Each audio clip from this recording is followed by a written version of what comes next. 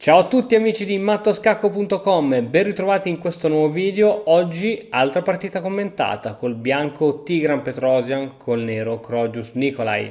Partita giocata nel 1959, un bel po' di anni fa, ma tieni bene a mente questa cosa, le partite vecchiotte sono un vero toccasana per noi perché riusciamo a capire meglio i piani giocati dai giocatori.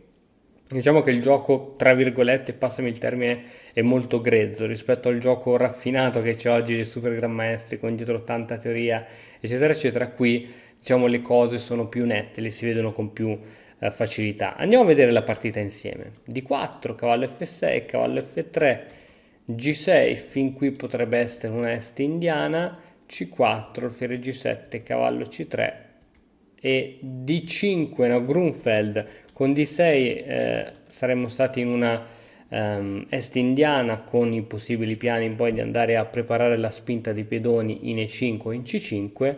Con D5 invece siamo in una Grunfeld. Alfiere G5, sviluppo dell'alfiere camposcuro. Adesso continuazione interessante, cavallo in E4. Questo cavallo ora minaccia il cambio sia del cavallo C3 che dell'alfiere G5 e forse in questa posizione l'alfiere G5 è più importante. Dunque, che cosa faresti ora? Ritireresti l'alfiere? Lo metteresti in H4? Lo metteresti in F4? Oppure cattureresti questo pedone, col pedone, cattureresti col cavallo? Pensaci un attimino e dimmi quale delle varie soluzioni ti piacciono di più. Ecco, qui la migliore in assoluto è alfiere F4, perciò se hai trovato questa ti faccio i miei complimenti. Petrosian gioca l'altra possibilità che è la cattura del pedone. In questo modo crolla il sostegno di questo cavallo e quindi questo cavallo ora è costretto a cambiare. Immaginiamoci un cambio sull'alfiere, cambio del cavallo sull'alfiere e dopo la spinta del pedone in E c'è un attacco da parte della donna sul nostro cavallo. Ma adesso lo vediamo proprio perché la partita va così. Cavallo per G5, cavallo per G5 e 6, attacco sul nostro bel cavalluccio. Anche qui adesso c'è la ritirata del cavallo in F3 che assolutamente va bene. Un'altra possibilità per non ritirare questo cavallo poteva essere addirittura o donna in D2 o addirittura H4, che in futuro questo pedone in H4 potrà dare noie andando in H5. Comunque andiamo avanti, invece Petrosian ritira il cavallo in F3 e per D5 e adesso che cosa giocheresti col bianco? Ovviamente la normalissima mossa di sviluppo in E3. Turno del nero che gioca a Rocco e adesso questo alfiere campochiaro del bianco viene sviluppato via D3. Tuttavia, quando c'è questo tipo di struttura pedonale, l'alfiere D3 non è molto efficace proprio perché va a sbattere contro un muro di pedoni. Quindi qui le possibilità erano o giocare donna in B3 in modo tale da evitare lo sviluppo di questo alfiere in F5 poiché si fa pressione su questo punto o semplicemente alfiere in E2. Ok, andiamo avanti, viene giocato invece alfiere D3, andiamo avanti nella partita, cavallo C6, questa mossa è anche ancora una piccola imprecisione poiché viene bloccata la possibilità di spinta del pedone in C. A Rocco corto, cavallo in E7 e ora invece la possibilità di spinta di questo pedone c'è veramente e può essere un problema. Perciò che cosa gioca Petrosian? Una mossa veramente interessante. B4. B4 si super controlla la casa in C5. Ecco, qui si sta portando quello che si chiama un attacco di minoranza, che è tipico di questa struttura pedonale che si chiama struttura Carlsbad, dove essenzialmente si hanno tre pedoni, possiamo contare anche questo, quattro pedoni addirittura contro praticamente due pedoncini, 1, e 2, quindi questo si chiama attacco di minoranza, quando tu butti i tuoi due pedoni contro i 1000 dell'avversario, e è un piano tipico in questo tipo di struttura pedonale. Tra l'altro, fra poco uscirà all'interno dell'Accademia il corso sulle strutture pedonali, sarà interessantissimo, ti consiglio poi di darci un'occhiata. Ma adesso tocca a noi. È il turno del nero che ora decide di sviluppare questo suo alfiere. E dove lo metteresti l'alfiere? E qui l'alfiere viene messo, essenzialmente togliamo un po' di colori altrimenti impazziamo. Qui l'alfiere dove lo metteresti? In D7? Metteresti in E6? In F5 o in G4? Quale ti piace di più? Dimmi un po'. In partita viene giocato alfiere F5. Più corretta sarebbe stata alfiere G4. Avrebbe dato un pochettino di fastidio.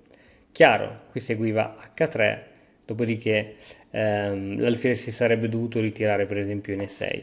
Questo tipo di spinta è una debolezza, no, che si viene a creare. È vero che aiutiamo il bianco ad avere una via di fuga per il finale con le torri che entrano in prima traversa, però sappiamo che ogni spinta è comunque una debolezza, quindi l'obiettivo è cercare di far fare spinte al proprio avversario. Comunque torniamo a noi, viene giocato invece alfiere F5 e qui semplicemente si cambiano gli alfieri. Cambio, cambio, e adesso che cosa giocheresti col bianco? Perché è proprio in queste situazioni dove sembra che non ci sia nulla da fare che esce fuori l'abilità di un giocatore.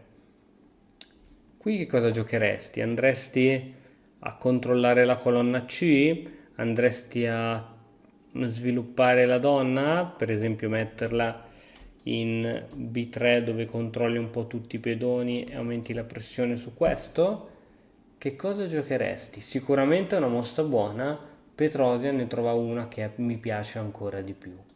B5. Guarda questo pedone quanto sta diventando fortissimo. È un solo pedone contro tre pedoni, ma allo stesso tempo da qui controlla la casa C6, che è l'obiettivo primario in questo tipo di struttura pedonale. Cioè, immaginati questa situazione, dopo C6, ecco, qui abbiamo un pedone arretrato che è la debolezza all'interno dello schieramento del nero. Non solo, c'è anche qui un pedone praticamente isolato, quindi ci sono due debolezze all'interno dello schieramento del nero e queste debolezze potranno essere attaccate in mille modi. Faccio solo degli esempi, chiaramente con le dovute precauzioni. Cavallo in E5 e da E5 attacca su questo pedone. Torre C1 e da C1 si attacca su questo pedone. Cavallo in A4, cavallo C5 si prende un bellissimo avamposto. Quindi una volta che c'è una debolezza chiara all'interno dello schieramento del tuo avversario, escono fuori da soli i piani per giocare. Ad ogni modo, dopo B5 chiaramente l'avversario non gioca C6, sarebbe un suicidio, ma donna in D6. È il turno di Petrosian che gioca donna B3, cavallo in E7, questo povero cavallo sta continuando a fare avanti e indietro senza una meta. Finalmente anche l'altra torre entra in gioco andando su questa colonna semiaperta in C1. Re in H8, semplice mossa d'attesa che però dà la possibilità a Petrosian di raddoppiare le torri sulla colonna C, H6, torre in A in C1. Adesso c'è una potenza di fuoco veramente incredibile. C6, finalmente è stata fatta la spinta mortale. Ora, la cattura, ti faccio vedere a che cosa porterebbe. B per C6, per esempio cavallo in A4, per metterlo poi in C5, come abbiamo già detto precedentemente, porta torre in A e B8 ed è una bella spina nel fianco. Non dico che qui il nero è in vantaggio, assolutamente, ma forse non è la migliore posizione che poteva ottenere il bianco da ciò. Quindi dopo C6 Petrosian gioca cavallo in A4, tanto il nero non catturerà mai questo pedone, altrimenti si ritrova con questo pedone isolato.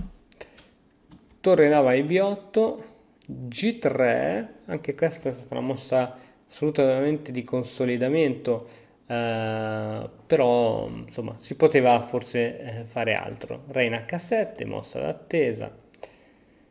Cavallo in C5, finalmente il cavallo prende quel bellissimo avamposto, movimento di torre, B per C6, B per C6 e adesso la donna, ti ricordi prima qui c'era il cavallo, no? Invece ora la donna può spostarsi ora in A4 senza problemi.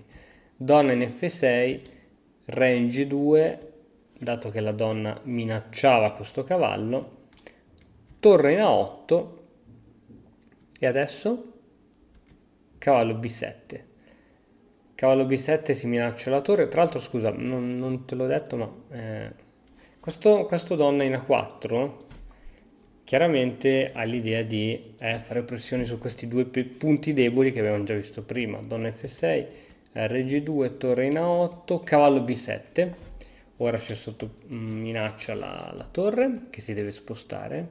Cavallo in A5 e ancora guarda quanti pezzi puntano su quel pedone, anzi rosso.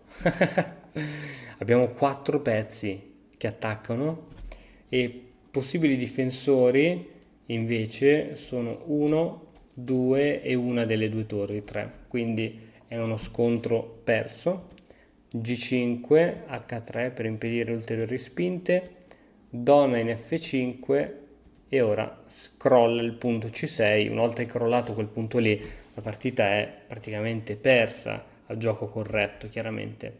Donna E4, torre C5, ora si punta anche sul pedone isolato in D5, F5, il nero cerca controgioco a est, diciamo un po' le mosse della disperazione. E qui il bianco giustamente propone il cambio delle donne, cavallo per C6, torre per C6, F4 cercando di distruggere questa bellissima catena di pedoni del bianco e per F4, G per F4. Ora una cattura di questo tipo sarebbe veramente un azzardo, veramente un azzardo. Perciò qui il bianco gioca G4, alfiere per D4 e qui c'è una carinissima mossa che è alfiere e scusami, donna in D2. Si potevano anche cambiare le donne, ma il cambio delle donne avrebbe portato a creare due pedoni uniti. Non che sarebbero stati una concreta minaccia per il bianco, ma avresti fatto un favore al nero. Invece con donna di 2 ora si minaccia questo alfiere e non solo, se sposti l'alfiere crolla anche questo punto. Alfiere G7, si minaccia la donna, donna in A4 e ora è crollato anche l'altro pedone. Il vantaggio del bianco non ha bisogno di essere commentato. Cambio di torri, cavallo per torre, torre in F8 cercando di supportare spinte di questo tipo, cavallo F3 impedendola, re in H8, torre C7 e ora abbiamo capito che le torri in settima traversa sono micidiali. Sono micidiali quando le torri attaccano di lato, sono molto forti, anche perché ecco le torri sono molto forti quando attaccano di lato, perché i pedoni sono bravissimi a difendersi fra di loro quando sono in questa posizione, ma di lato sono praticamente indifendibili fra pedoni stessi.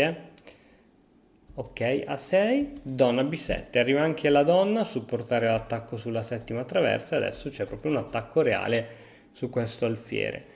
Torre G8 e adesso cavallo in H4, donna in D4, andando a dare una mano alle difese, cavallo G6 scacco, re in H7, cavallo in E7 e qui tempo 2 mosse il nero abbandonò. Perché?